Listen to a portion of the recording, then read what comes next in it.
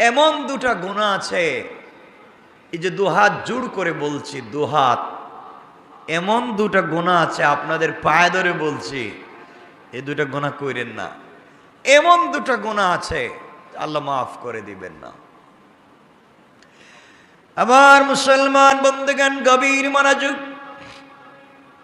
দুনিয়ার জমিনে এমন দুটা গুনাহ আছে যে গুনাহগুলো আল্লাহ তাআলা ক্ষমা করে দিবেন না। আপনি যত বড় বুজুর্গ হন না কেন, আপনি যত বড় আল্লাহওয়ালা হন না কেন, আপনি যদি দুনিয়ার জমিনে 1000 কোটি টাকা আল্লাহর রাস্তায় দান করে ইন্তেকাল করে থাকেন, মসজিদ মাদ্রাসা বানিয়ে যে থাকেন, 24টা ঘন্টা তাহাজ্জুদে কাটিয়ে দিয়ে থাকেন, হয়তো আল্লাহ তাআলা আপনার কিছু কবুল করবেন না। দুনিয়ার জমিনে দুটা গুনাহ করা যাবে না। আপনি নামাজ পড়েন নাই, সালাত ঠিক মতো পড়েন নাই, আপনি ঠিক মতো নামাজ পড়েন নাই, ঠিক মতো সালাত পড়তে পারেন নাই, আল্লাহ তাআলা চাইলে আপনাকে ক্ষমা করে দিতে পারে। আপনি মাগরিবের সালাতে মসজিদে আসতে পারলেন না, আল্লাহ চাইলে আপনাকে ক্ষমা করে দিতে পারে। আপনি চেষ্টা করেছেন ফজরের সালাতে মসজিদে আসবেন, আসতে পারলেন না, আপনি ঠিকমতো সালাত পড়তে পারেন নাই, আল্লাহ তাআলা চাইলে আপনাকে ক্ষমা করে দিতে পারে। আপনি ঠিকমতো রোজা রাখেন নাই, আল্লাহ তাআলা চাইলে ক্ষমা করে দিতে পারে। আপনি হজ করলেন না, আল্লাহ তাআলা চাইলে ক্ষমা করে দিতে পারে। এক কথায় আল্লাহ তাআলার হক আপনি নষ্ট করেছেন, আল্লাহ তাআলা ক্ষমা করে দিতে পারে। আপনি হয়তো বেখেয়ালে যৌবনের ধাঁধায় পড়ে আপনি জিনা করে ফেলেছেন, আল্লাহ তাআলা আপনাকে ক্ষমা করে দিতে পারে। আপনি এর চাইতে মারাত্মক অপরাধ করে ফেলেছেন, আল্লাহ তাআলা আপনাকে ক্ষমা করে দিতে পারে। আল্লাহ তাআলা বলছেন, দুনিয়ার জমিনে বান্দা যদি আমার হক নষ্ট করে ফেলে আর কোন একটা সময় হাত উঠাইয়া আমার কাছে তওবা করে, এটা আমার বান্দার ব্যাপার আর আমি আল্লাহর ব্যাপার।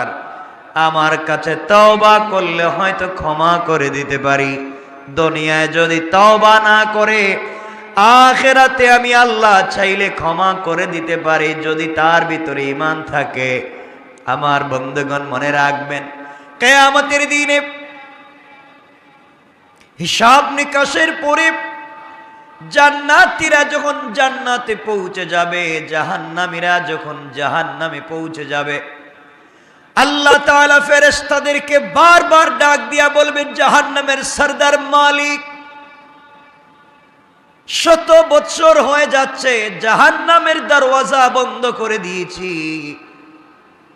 তুমি খুঁজে দেখো না জাহান্নামের ভিতরে আমার কোন বান্দা আছেনি, যার ভিতর ঈমান ছিল, যার ভিতর ঈমান ছিল এমন কোন বান্দা আছে কিনা একটু দেখো।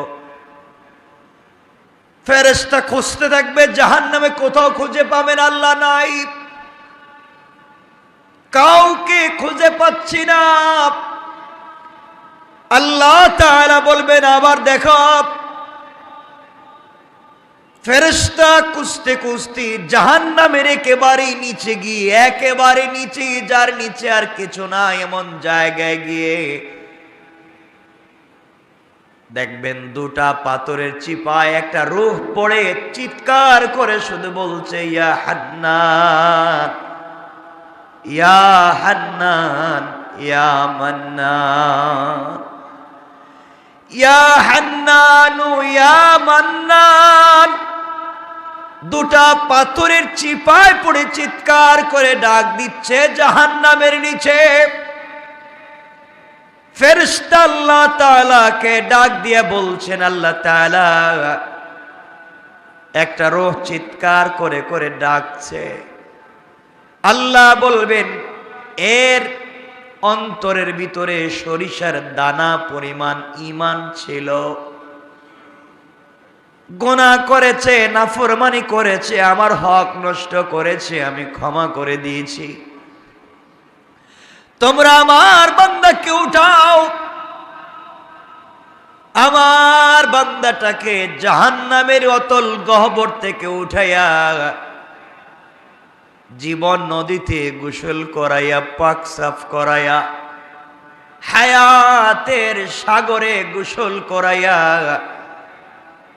আমার বান্দাকে তোমরা জান্নাতের দিকে নিয়ে যাও। ওই সময় আল্লাহর বান্দা ডাক দিয়া বলবে, আল্লাহ তাআলা, আমি আপনার জান্নাত চাই না, আপনি আমাকে জান্নাত দিবেন বলেছেন, আমি জান্নাত চাই না, আমাকে জাহান্নাম থেকে উঠাইয়া জাহান্নামের গর্তের পারে আমাকে রেখে দেন, জাহান্নামের গেট পর্যন্ত বসাইয়া দেন, আমাকে আর কিছু করা লাগবে না। আল্লাহ রাব্বুল ইজ্জত ওয়াল জালাল জানতে চাইলেন, গোলাম, দীর্ঘ বৎসর থেকে আমার কাছে শুধু চিল্লাচ্ছ আর ডাকতেছো, কোনো জিনিস জীবনে আর চাইবা না, তোমাকে জাহান্নাম থেকে উঠাইয়া দিলে আর কোনো জিনিস চাইবা না। ও বান্দা, তোমাকে কি জাহান্নামের উপরে উঠাইয়া দিলে চলবে? বান্দা জাহান্নামের উপরে উঠে গিয়েছে, ফেরেশতারা তাকে রেখে দিয়েছেন দীর্ঘদিন, এভাবেই চলে যাচ্ছে। আবার চিৎকার করে কান্না করবে আর বলবে, আল্লাহ তাআলা, ও মুনিব, আপনি দয়া করে জাহান্নামের নিচ থেকে আমাকে উঠালেন, জাহান্নামের গেট পর্যন্ত বসায় রেখে দিয়েছেন। আল্লাহ তাআলা, ওখান থেকে জান্নাতের গেট দেখা যায়, জান্নাতের ভিতরে তোমার বান্দারা ঘুরে আমি দেখতে পাই। আল্লাহ, তোমার কাছে জীবনে আর কিছুই চাইব না, তুমি কি আমাকে একটু জান্নাতের গেটের কাছাকাছি নিয়ে দিবা? আমাকে তুমি জান্নাতের কাছ পর্যন্ত পৌঁছাইয়া দাও, আমি ওখানে বসে বসে বসে বসে বাকি সময়টুকুন কাটাইয়া দিতে চাই। আল্লাহ তাআলা বলবেন, বান্দারে, এটাই কিন্তু তোমার চাওয়া শেষ, আর চাইতে পারবা না। তোমার অন্তরের ভিতরে সরিষার দানা পরিমাণ নেক আমল ছিল, রব তোমাকে জাহান্নাম থেকে উঠে দিয়েছি, এরপরে তুমি চাইলা জান্নাতের কাছাকাছি গেট পর্যন্ত পৌঁছে দিলাম, যাও। ওখানে তাকে পৌঁছে দেওয়া হলো। জান্নাতের গেট যখন খুলে দেওয়া হয়, জান্নাতের নিয়ামতের সুবাসগুলা তার বডিতে লাগে। আল্লাহু আকবার বলেন। তার বডিতে জান্নাতের সুবাস লাগতে থাকে, জান্নাতের নিয়ামতগুলা লেগে যায়। জান্নাতের ভিতরে তাকায়া দেখে তার কত বন্ধু দুনিয়ার জমিনে ঠিক মতো সালাত পড়েছে, সে ঠাট্টা বিদ্রুপ করেছে।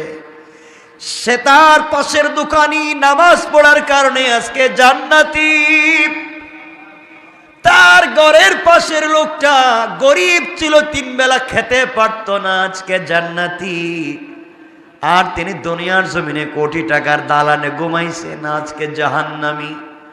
তাকাইয়া দেখতেছে কত গরিব মানুষ জান্নাতে ঘুরে, তার সহপাঠী কত বিজনেসম্যান জান্নাতে ঘুরে, সে জাহান্নাম থেকে উঠে আসছে, জান্নাতের গেটে বসে বসে কান্দে। আল্লাহ রাব্বুল ইজ্জত ওয়াল জালাল ডাক দিয়া বলছেন, বান্দা এবার কান্না করো, ব্যাপার কি? গোলাম ডাক দিয়া বলছে, আল্লাহ তাআলা, আমি কান্না করি শুধু আপনার জন্যে, আমার জন্যে কান্না করো কেন? আয় আল্লাহ তাআলা, এই জন্যে কান্না করি, আমি তো গুনাহগার, আপনার নাম তো আজিজুল গফফার। আয় আল্লাহ তাআলা, আপনি আমাকে জাহান্নাম থেকে উঠিয়ে দিয়েছেন, জান্নাতের গেট পর্যন্ত পৌঁছে দিয়েছেন। আয় আল্লাহ তাআলা, এত কিছু আপনি আমাকে করে দিয়েছেন, আমি জীবনে আর কোনো জিনিস চাইব না। আল্লাহ রাব্বুল ইজ্জত ওয়াল জালাল বলছেন, তুমি তো বারবার বলতো চাইবা না, আবার চাও। এবার বান্দা বলছে, আল্লাহ তাআলা, আমি তো গোলাম, আমি তো বারবার ওয়াদা ভঙ্গ করতে পারি, আমি তো গুনাহ করতেই পারি, আমি কথা বলে কথা না রাখতে পারি, কিন্তু সৃষ্টির মধ্যে একমাত্র যিনি আমাদের রব আর পুরা দুনিয়া তার সৃষ্টি, রব কাউকে কোনো ওয়াদা দিলে সেই ওয়াদাকে ভেঙে দেয় না। আল্লাহ, জান্নাত কত সুন্দর দেখা যায়, তোমার কাছে আমি জান্নাত চাই না, জান্নাতে বসবাস করার কথাও বলি না, আমাকে একটাবার জান্নাতের ভিতরে দেখবার সুযোগ দাও। আমি জান্নাতের ভিতরে যাব, জান্নাত দেখে কথা দিলাম, ওয়াদা দিলাম বের হয়ে আসবো। যদি বের না হতে চাই, আপনি ঘাট ধরে আমাকে বের করে দিবেন, আমাকে একটাবার ভিতরে ঢুকবার সুযোগ দেন। আল্লাহ বললেন, বান্দারে এবারে কথা শেষ। আল্লাহ, আমিও তোমার কসম খায় বললাম এবারে কথা শেষ। সুবহানাল্লাহ বলবেন। আল্লাহ বলেন এবারে কথা শেষ, আর কোনো জিনিস চাইতে পারবে না, ঢুকলেই বের হওয়া লাগবে। বান্দা বলছে, আল্লাহ আমিও কথা দিলাম, এবার কথা বলা শেষ, আর কোনো দিন চাইব না। আল্লাহ তাআলা বললেন, যাও তুমি জান্নাত দেখে আসো। বান্দা জান্নাতের ভিতরে যখন প্রবেশ করেছে, দৌড়াতে শুরু করেছে, দৌড়ায়। থামেন। আল্লাহ বলেন, বান্দা থামো না কেন? তোমাকে না বলছিলাম তুমি টাইম শেষ হয়ে গেলে বের হয়ে যাবা? ও বান্দা, বের না হয়ে তুমি জান্নাতের ভিতরে দৌড়াও কেন? এবার বান্দা দাঁড়িয়ে গিয়েছে আর ডাক দিয়ে বলছে, আল্লাহ আপনার সঙ্গে আমি কিছু কথা বলতে চাই। আল্লাহ বললেন, কি কথা বলতে চাও বলো। আল্লাহ তাআলার কাছে বান্দা বলছে, আল্লাহ আপনার কাছে আমি জানতে চাই, আপনি যদি কাউকে কোনো জিনিস দান করেন, তাহলে আপনি কি কোনোদিন ফিরিয়ে নিতে পারেন? আপনার কি কোনো জিনিসের কমতি আছে নাকি? আপনি কি এমন আল্লাহ, আপনি কি কাউকে কিছু দিলে ফিরে আনেন? দুনিয়ার মানুষ কিছু দিলে ফিরিয়ে নিতে পারে, খোঁটা দিতে পারে, আপনি তো এমন আল্লাহ না, কাউকে কোনো জিনিস দিলে ফিরিয়ে নিতে পারেন না। আপনি কোরআনে কারিমের ভিতরে বলেছেন, কাউকে যদি আপনি জান্নাতে প্রবেশ করান আর জীবনে বের করবেন না, আমাকে যেহেতু ঢুকাইয়া দিয়েছেন, আপনি কেমনে আমাকে বের করতে চান? তাহলে তো ওয়াদা ঠিক থাকবে না। আল্লাহ রাব্বুল ইজ্জতুল জালালের রহমতের সাগরে জোশ উঠে গিয়েছে। আল্লাহ বললেন, বান্দা তোমাকে বের করতে চাই না, তুমি বলো কেমন জান্নাত চাও?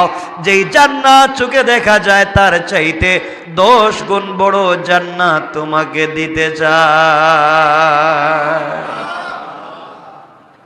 আমি বুঝাতে চাইলাম, দুনিয়ার জমিনে আপনি যত অন্যায় করেন না, ফরমানি করেন, রব চাইলে ক্ষমা করে দিয়ে জান্নাত দিতে পারে। কিন্তু আল্লাহ বলেছেন, বান্দা দুইটা গুনাহ যদি কোনোভাবে করো আমি ক্ষমা করব না। 2 গুনাহ করলে আল্লাহ তাআলা বলেছেন ক্ষমা করবেন না, বাকি সব তিনি ক্ষমা করে দিতে পারেন। 1 নাম্বার গুনাহ হলো বান্দার হক।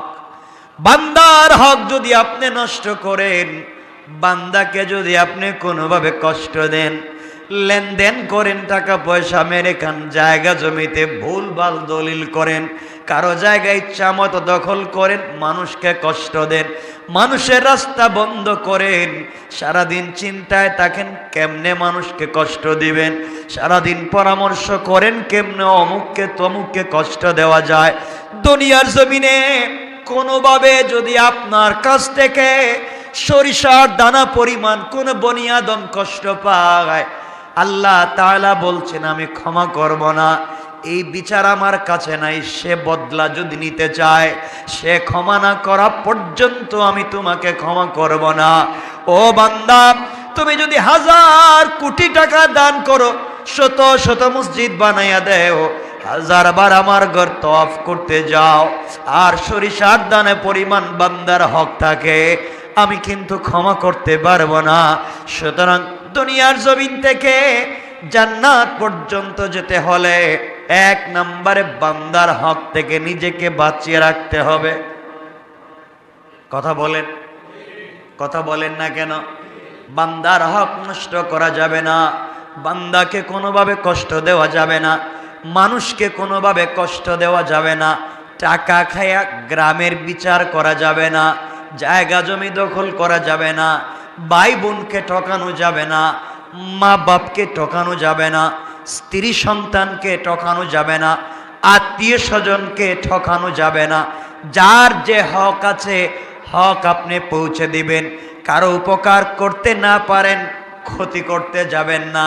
কারণ বান্দা, আল্লাহ তাআলা বলে দিয়েছেন, বান্দার যখন হক নষ্ট করা হয়, যে হক নষ্ট করে তার নাম জালেম, যার হক নষ্ট হয় তার নাম মাজলুম।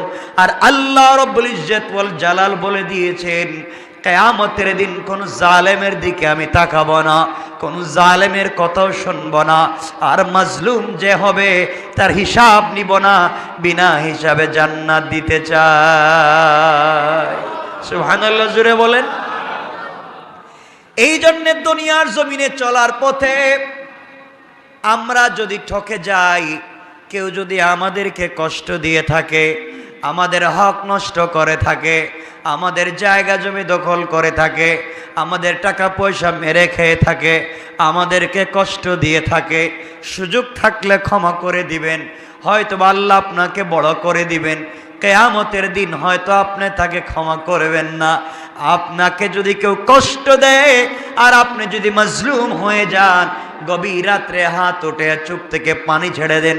আল্লাহ রাব্বুল ইজ্জত ওয়াল জালাল বলেছেন, কোন জিনিস দিয়া আমার তখ্ত তৌসকে, আমার আরশে আজিমকে কাঁপানো যায় না, কিন্তু মাজলুমের চোখ থেকে এক ফোঁটা পানি পড়ে গেলে আমার পুরা আরশ যেন কেঁপে যায়। এই জন্য এক নম্বর, কোনোভাবে কোনো কৌশলে কোনোভাবে বান্দার হক নষ্ট করা যাবে না। যার যত হক আছে, যার যত প্রাপ্য আছে তাকে পৌঁছে দেওয়া লাগবে ইনশাআল্লাহ। সবাই বললেন না?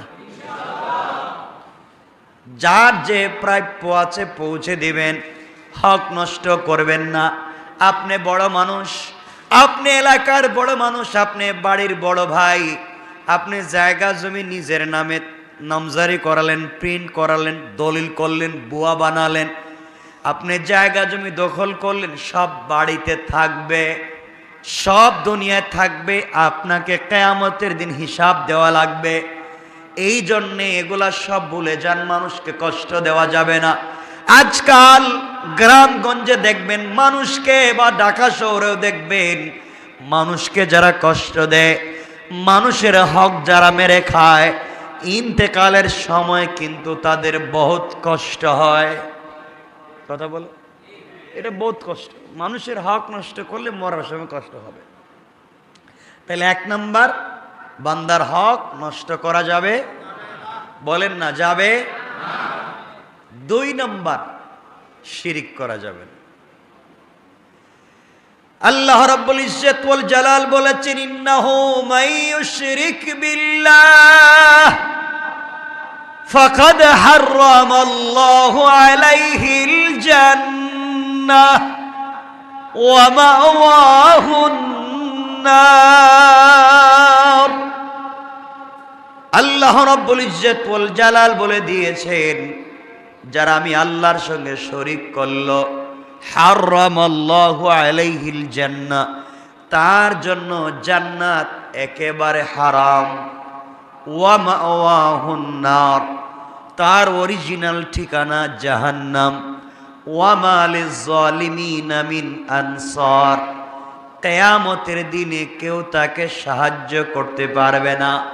তাহলে বোঝা গেল, শিরিক করলে অরিজিনাল ঠিকানা জাহান্নাম, পাবলিকের হক মেরে খাইলে অরিজিনাল ঠিকানা, বলেন কেউ মাফ দিবে?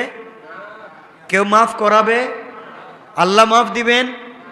শিরিক মাফ হবে না।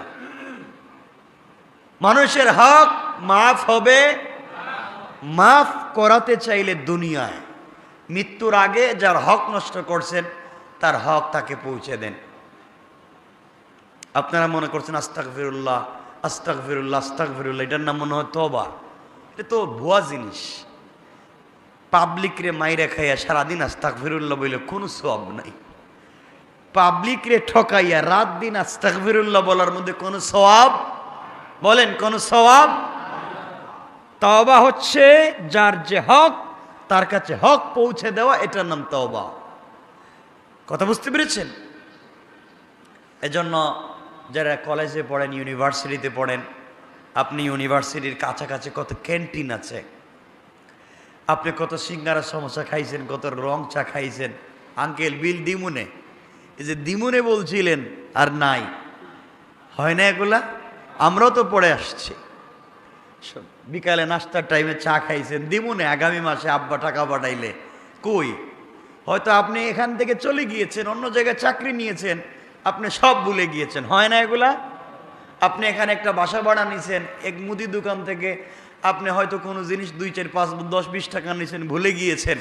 এই যে হক, মাফ হওয়ার কোনো সম্ভাবনা নাই, কোনো সম্ভাবনা নাই। ওটা আল্লাহর খাতায় লেখা আছে, কিয়ামতের দিন বাইর করে দিবেন। বলবেন ইকরা কিতাবাকা, পড়ো তোমার এই কিতাব, কাফা বিনাফসিকাল ইয়াউমা আলাইকা হাসিবা। যা করে আসছিলা পিছনে, এই যে দিলাম, পড়ে পড়ে দেখো ঠিক আছে নি। এখন ওই সিঙ্গারা সমোসার হিসাব দেওয়া লাগবে, ওই রংচার হিসাব দেওয়া লাগবে। এজন্যে আমরা এগুলো দেখবো। আমরা চাকরির সুবাদে বিভিন্ন জায়গায় বসি, আমরা ঋণ করি, আমরা টাকা পয়সা দোকান থেকে কিছু খাই, হয়তো টাকা দেই না। এরপরে দেখবেন রিক্সাওয়ালারে আমরা ভাঙতি দেওয়ার সময় বলি, ভাই এই টাকাটা নেন, 2 টাকা ভাঙতি নেই অন্য দিন। আচ্ছা, অন্য দিন কি রিক্সাওয়ালারে পাওয়ার সম্ভাবনা আছে? আপনারা তো বলেনি যে অন্য দিন যদি দিমুনে বাড়াইয়া, বলেন না কথাগুলো অনেকে? অন্য দিন দিবেন বাড়াইয়া, তো অন্য দিন পাইলে না এনে দিবেন। এটা করবেন না। পাবলিকের হক বড় সেনসিটিভ ব্যাপার। কোনো তাহাজ্জুদে কাজ হবে না, কোনো সাজদায় কাজ হবে না, কোনোভাবেই কাজ হবে না। এগুলো মাফ নিতে হয়। এজন্যে আল্লাহর ওয়াস্তে আমরা কোনোভাবেই বান্দার হক নষ্ট করব। সবাই বলেন না, নষ্ট করব, শিরিক করব। এই 2টা জিনিস মাথায় রাখবেন। আল্লাহ রসুল বলছেন, তোমরা আমাকে 2 জিনিসের গ্যারান্টি দাও। এই হাদিসে আল্লাহ রসুল বলছেন, তোমরা আমাকে 2 জিনিসের গ্যারান্টি দাও। একটা হচ্ছে বান্দার হক মেরে খাবা না, আল্লাহর সঙ্গে শিরিক করবা না, আমি তোমাদেরকে জান্নাতের গ্যারান্টি দিলাম। অন্য হাদিসে বলেছেন, তোমরা তোমাদের মুখকে হেফাজত করো, লজ্জাস্থানের হেফাজত করো, আমি তোমাদেরকে জান্নাতের গ্যারান্টি দিলাম। তে আমরা এখানে শুধু আমি এতটুকুন বলছি, আমরা বান্দার হক নষ্ট করব না, আর কথা বলেন না, শিরিক বুঝেন তো? আল্লাহর সাথে শরিক করা, অংশীদার বানানো, মত মনে করা, আমরা এগুলো করব না। দোকান না খুললে পেট চলবে না, ছেলে বিদেশ থেকে টাকা না পাঠালে আমার চলবে না। ছেলে যখন বিদেশে ছিল না, চলতো না আপনার? কথা বলেন না কেন? দোকান যখন বন্ধ ছিল, চলে নাই আপনার? তো এই ছোটখাটো কথাও শিরিক হয়ে যায়। মানে রাখবেন, এগুলার থেকেও আমাকে বাঁচতে হবে। শিরিক ফি জাত, শিরিক ফি সিফাত, শিরিক ফিল আমল। আমলি শিরিক থেকে বাঁচতে হবে, জাতি শিরিক থেকে বাঁচতে হবে, সিফাতে শিরিক থেকে বাঁচতে হবে ইনশাআল্লাহ। কয় জিনিস? আজকের পুরো আলোচনা থেকে আমরা বাঁচবো কয় জিনিস থেকে? 1, বান্দার নষ্ট করা যাবে। 2, শিরিক করা যাবে।